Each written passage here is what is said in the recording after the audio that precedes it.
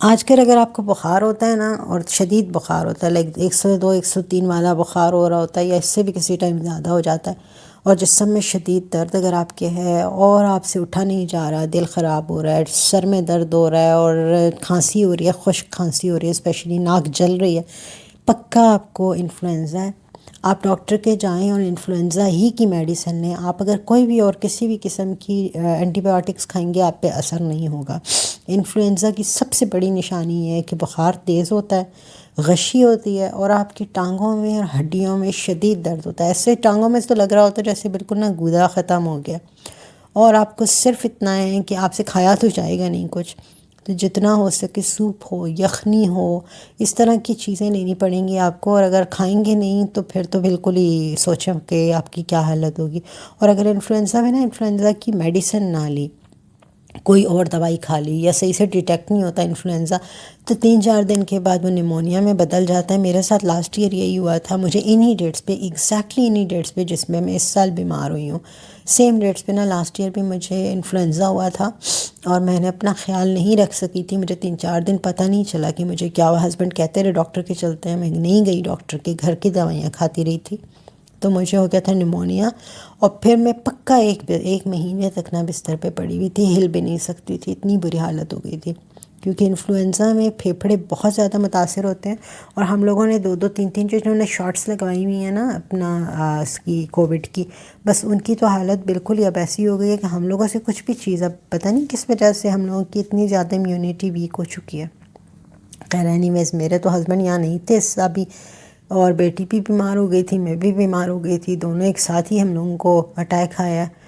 اور رات کو میری طبیعت خراب ہوئی ہے، صبح اس کی طبیعت خراب ہو گئی تھی، اور بس شکر الحمدللہ۔ بڑی بات یہ تھی کہ اس کی چھٹیاں تھیں اسکول سے،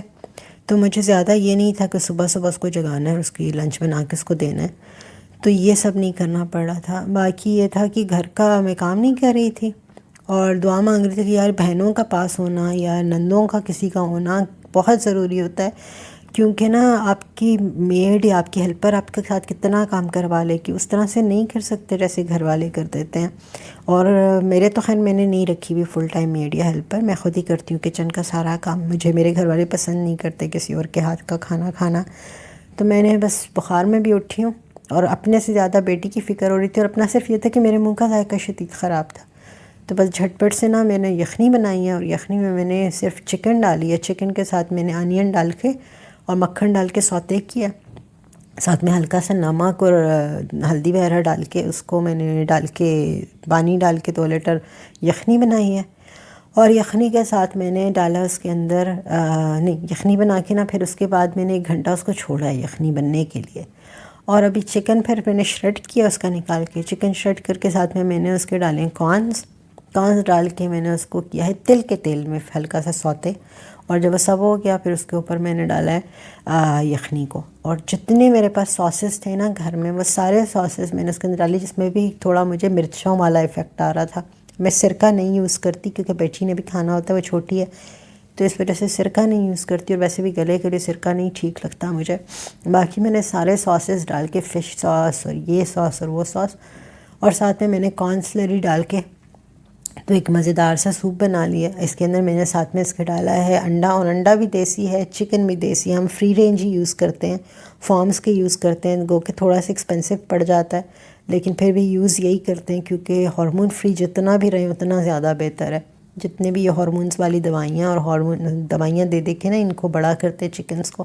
وہ بہت ہی زیادہ بیہودہ قسم کی اس سے بیماریاں پھیل رہی ہیں، اور بچوں کو تو بالکل نہیں دینا چاہیے، لڑکیوں کو اسپیشلی۔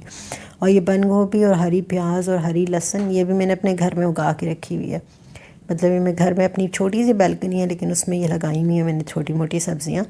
اور یہ کچھ نہ کچھ کر کے کوئی سوپ تیار ہو گیا جس کا مجھے نام نہیں پتہ، لیکن ٹیسٹ میں اتنا اچھا لگا تھا، اس وقت گرم بھی تھا،